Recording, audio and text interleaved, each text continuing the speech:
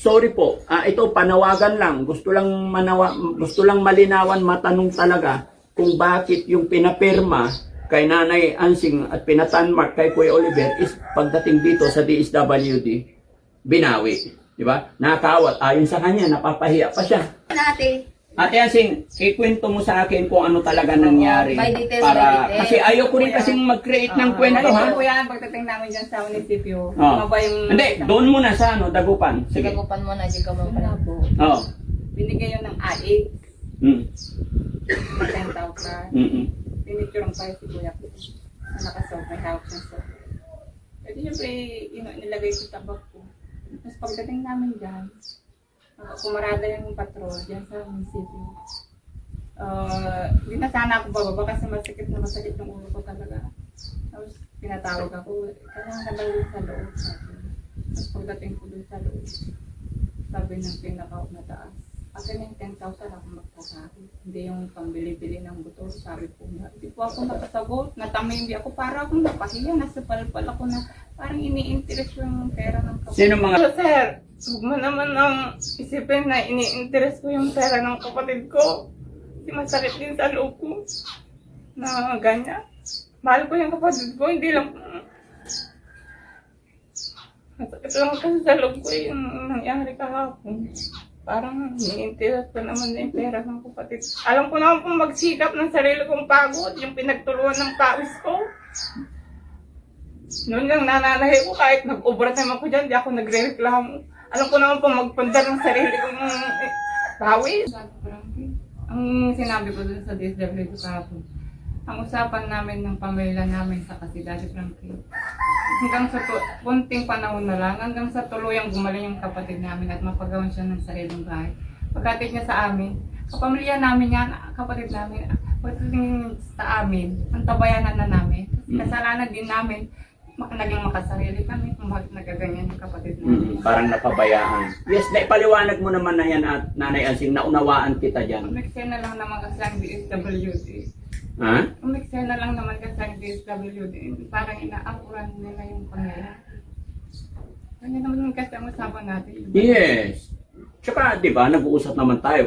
Kaya nga tignan mo, first layout pa lang, ipinasyal ko si Kuya Oliver para makita rin niya yung layout ng bahay niya. Di ba? Yun mga kababayan, kasi baka akala po ninyo is parang binablog lang, kino-content lang natin itong mga beneficiary natin. Hindi po. Bago dumating talaga sa bahay ko yan, talagang naipag-usap ako from the very beginning. Kausap ko si Kuya JJ, Kuya Ate Ansing. Kung sino lang yung kapatid ni Kuya Oliver na gustong humarap, sila lang po. Sinasabi ko naman lagi sa kanila na karapatan po nila kung ayaw nila magpakamera. Pero lahat po ng inilalabas ko is usapan namin ng mga kamag-anak yan. At saka alam naman nila mga kababayan kung paano yung totoong pagtulong na ginagawa natin. Dahil masaya po ako na nakakatulong tayo sa ating mga kapatid, mga kababayan. At saka yun lang yung sinasabi ko, masakit sa damdamin na nawala sila pero wala akong magagawa. Pero sana lang yung pagtulong na ginagawa or yung sinabi nila na iingatan nila is ingatan sana nila yung mga nakuha, lalong-lalo na kay Tatay Calix. Kumusta na kaya siya mga kababayan, no? Sinabi ko rin naman kahapon sa usapan namin, yung mga alaga ni Daddy Frankie, sana may kumupunta sa kanila, may nagpakain na. Tapos yun na lang mga tao dyan na nawawala sa katinuan sa lansangan. Yun na lang sana. Totoo. Ang dami dyan sa kalsadang nakakalat lang dyan. Bakit hindi yung mga kunin nila? Tapos kung sino pa yung matitino na napagaling na. Yun pa yung talagang nanggigigil talaga ako kahapon. Sa totoo lang, sa mga hindi nakakaalam mga kababayan, gaya ng sinabi ko, wala akong sama na loob sa DSWD, Sir Rex Gatchalian, shout out po. Sana marinig mo po ito. Sana mapakinggan nyo rin yung hinaing ng pamilyang ito. Ako po yung nananawagan kay Sir Rex Gatchalian. Sir, mawalang galang na po. Ganon din po kay Sir Rapi Tulfo. No, alam ko, usapin na po itong nangyayari between Daddy Frankie and DSWD. Honestly, ayaw ko pong ilabas na sana ito, aayusin sana namin, gaya ng usapan namin ni Ma'am, na nag-uusap kami, DSWD and Daddy Frankie, na hindi na masyado. Pero alam din kasi ng mga netizen, mga tagapanood ng Daddy Frankie, na hindi natin sila mapigil. Pero hindi na sana ako magre-reach out kay Sir Rex Gatchalian, kay Senator Rapi Tulfo, regarding sa nangyaring ito. Pero ang papakiusap ko lang po, gusto lang pong maliwanagan ni ate, tsaka ni Nanay Ansing, na yung binigay daw na 10,000 sa Region 1 ng Dagupan, pinapirma, pinicturan, pinatanmark si Kuya Oliver, bakit nung pagdating dito sa Paniki, DSWD ng Paniki, is binawi daw. At Nanay Ansing, sana hindi natin gawa itong kwento na to. Totoo po ba yan? Kasi mananawagan talaga ako kay Sir Rapi Tulfo. Pinaiwan nga po yung 10,000, baka nga naman daw magastos ko, Daddy Frankie. Nanaya din akong hawakan yung hindi ko pera. Opo. Tapos mga kababayan, ito pa yung nakakalungkot. Kasi nga po, nung iniwan ko si Kuya Oliver dito, nagbigay pa ako ng allowance. Kasi lagi naman sinasabi ni Nanay Ansing na rolling store lang naman ang pinagkakakitaan ng kanyang asawa. Kita naman natin na sa hirap ng buhay ngayon. Parang sabihin natin na yung kinikita nila araw-araw is sakto lang din sa pangkain nila. Kaya nung iniwan ko si Kuya Oliver, nagbigay din ako ng allowance ni Kuya Oliver ng 5,000. Pero kahit binigyan ko ng 5,000, eto, binabalik-balikan. Kasi nga po, gagawa kami ng bahay. Pero, mga sir, mga ma'am, sa mga kapanood nito, bakit kung sino yung mahirap, sila pa yung lalong napapahirap? Napakaliit na company namin, napakaliit po na pera, 10,000. Tapos yung 5,000 na binigay ko kay Ate Ansing, nabawasan pa pan-diesel. Hindi naman po yung Daddy Frankie. Ako po yung nagkusa na magbigay. Oh, nagkusa. Pero sana naman, di ba, sa hirap ng buhay. Oo, dahil alam naman nila may Kasalanan sa kapatid kapitan na doon. Okay. Hindi naman si Kapitan nandun. Okay. DSWD Di ba? dapat ang kwan doon. Dapat sila yung may kumuha sa inyo eh. Sinabi ko nga po sa kanya kahapon, dapat hindi ka na nagbigay kasi sila yung kumuha sa inyo eh. Either na saan kami yung kumuha na kami nangailangan ng kwan doon, sasakyan doon. Kami magbibigay at magpapagasolina. Sila yung kumuha sa inyo eh. Sinabi ko lang naman din yung 5,000 na binigay mo para maliwanag kasi baka akala ng lahat na ako yung sa akin na pupunta yung binigay. Kanino mo sinabi? Sa kanila yung mga kumuha sa'yo? Wala, Ate Ansing, yung pera ibinibigay ko sa'yo, wala nang rason para ipaliwanag mo pa dahil sa akin galing yun, sarili kong pera yun. Tulong ko yun kay Kuya Oliver at saka sa inyo po. No? Huwag kang mag-alala. Ito wala nang magiging kaso kasi wala silang alam mga kababayan, hindi po nila alam kung ano talaga. Sorry po. Ito panawagan lang. Gusto lang malinawan, matanong talaga kung bakit yung pinapirma kay Nanay Ansing at pinatanmark kay Kuya Oliver is pagdating dito sa DSWD, binawi. Di ba? Nakakawat. Ayon sa kanya, napapahiya pa siya. Medyo napahiya lang po. Napahiya po ako kasi sabi ko Pinaka-head. Sabi po niya, ako nang magtatago, sabi po niya. Huwag yung pambili ng motor, sabi po niya. Sabi, ang exact sabi niya, asan na yung 10,000? Ako na magtatago, sabi niya. Oh. Asan na yung 10,000? Bigay mo sa akin yung 10,000 at ako magtatago, hindi yung motor-motor na yan. Yep. Diba? Yung ganong sasabihin pa na parang ikaw pa mapapahiya sa mga sinasabi. Sabi ko na lang sa isip ko, parang ini-interest ko na 10,000. Siguro nga nanonood nga sila dahil yun yung mga napapanood nila. Tapos ang alam nila, ginagastos ko yung pera na binibigay ng... Alam niyo mga kababayan, mga kabarangay, kung bakit ganito lang po ako. Kasi sa totoo lang sinasabi ng mga tagapanood natin, Daddy Frankie, huwag mong konsentihin si Nanay Ansing. Mga kababayan, mga kabarangay, kung kayo po pumunta dito sa sitwasyon, kalagayan ng pamilyang ito, makikita nyo kung gaano kahirap. Sabi nga niya, yung bahay niya, bahay ng magulang nila, napagawa po niya ito paunti-unti nung kalakasan nagtatrabaho pa siya. Pero makikita nyo naman yung pulidong gawa or makikita natin sa bahay pa lang kung talagang may pera o wala.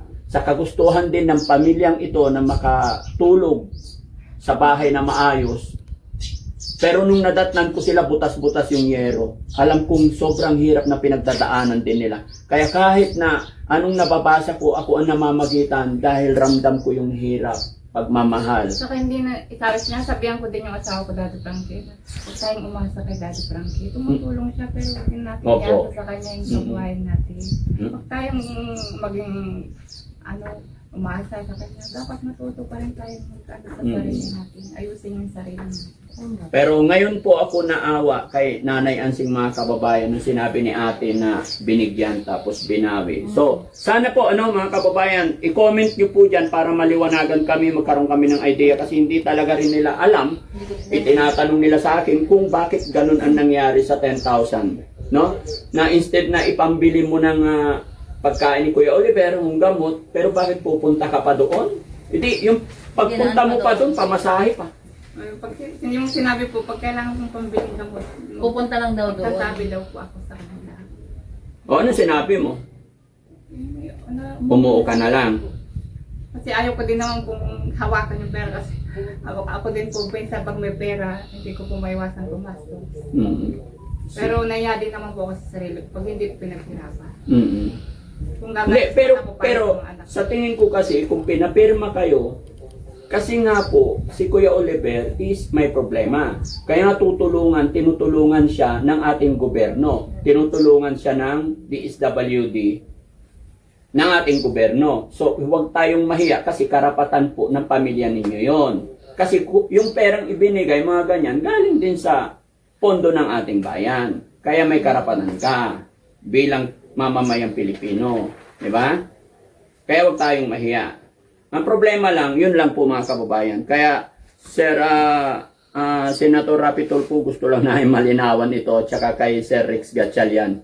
Tsaka dito rin, mananawagan din tayo dito sa DSWD Paniki. No? Pero gaya namin sinabi, tatawag, after ng usapan na to, tatawag din po ako. Pero okay, sige. Basta lang, napainom mo si Kuya Oliver kagabi. Opo. Ang sarap nga po ng tulong niya. Very good. Yun lang po.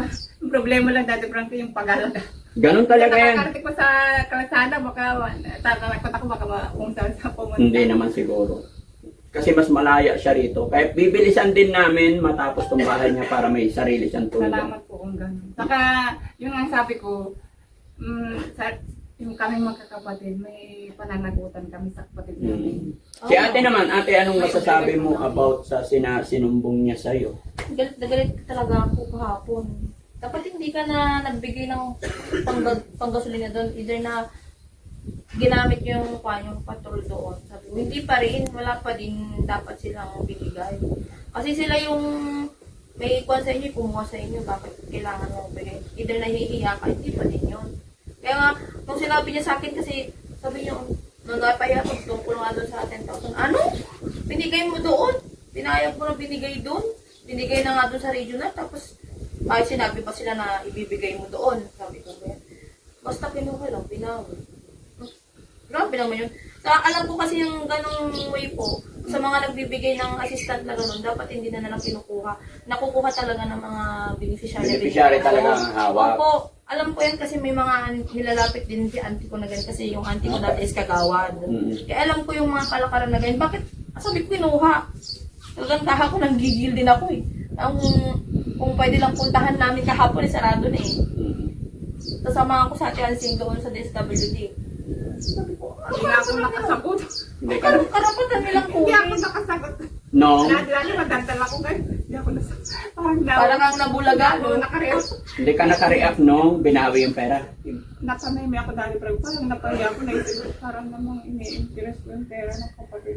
Kaya nga, nung kinuha, paano ba simula nung, di ba, pagdating dyan? Sige, pwede ba ikwento mo sa akin? Ate, Storya yung gawin ate. Ate Asing, ikwento mo sa akin kung ano talaga nangyari. By details, Para, by details. kasi ayaw ko rin kasing mag-create ng kwento, ha? Ano po yan, pagdating namin dyan sa munisipyo. Oh. Maba yung... Hindi, doon muna sa Dagupan. Sige. Gagupan mo na, di ka mo palabo. Oh.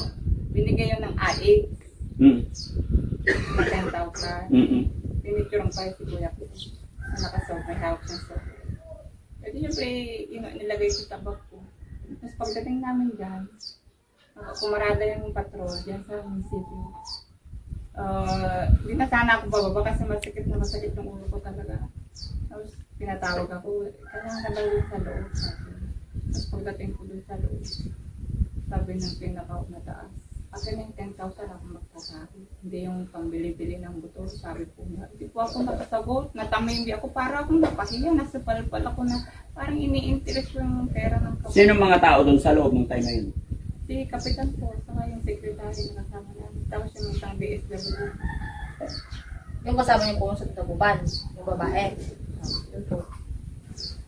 Di ba wala naman sinabi sa'yo? Bakit hindi man lang sinabi sa'yo? Baka nag-usap po yung yung tinakay dyan, saka yung sa Region 1 na siya yung mag-aaway. Oo, hindi natin alam. Kaya kailangan itanong natin. Baka nga naman magastos po. Pero kayo mga kababayan, ano sa palagay nyo? Okay po ba? Tama po ba itong reklamo nila? Kasi maging ako, hindi naman ako expert dyan. Kaya kami po nananawagan, nagtatanong. Paki-comment nyo po dyan mga kababayan, no? So, sige. Ganito na lang po mga kababayan, mga kabarangay. Ito lang po muna. At connect lang talaga namin yung sitwasyon kalagayan ni Kuya Oliver. Nakahiga siya? Opo. Pero kumain naman na. Ganun lang yan, ha? Mabait naman po siya. Yun ang pagkalagala po. Oo. Baka-bakalay pa. Ang pinaka-importante, Nanay Ansing, hindi na siya nag-iingay at nakakalakad na siya. Pray lang po tayo, lahat magiging okay din ito. Ganon din po sa ating mga kababayan, mga kabarangay. Ako po'y nananawagan sa lahat ng aking viewers at ganon din po sa pamunuan ng ating DSWD. Inuulit ko po kay Sir Rex Gatchalian. Maraming salamat po. Sana matulungan niyo pa po kami na makatulong pa, no, sa maliit na ating pamaranan. Pero ako'y nananawagan talaga sa nangyari dito kay Nanay Ansing na inirereklamo niya. Pwede naman tayong magtanong, pumunta eh. Kaya nga pwede Diba? naman. Pwede nating isangguni. Bakit ganon?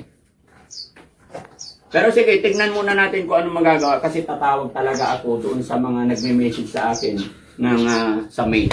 Okay? So ayan mga kababayan, maraming salamat. Bigyan nyo rin kami ng idea, mga kababayan, sa mga kababayan namin na nagmamahal sa Team Daddy Frankie, sumusuporta po sa akin. Maraming salamat.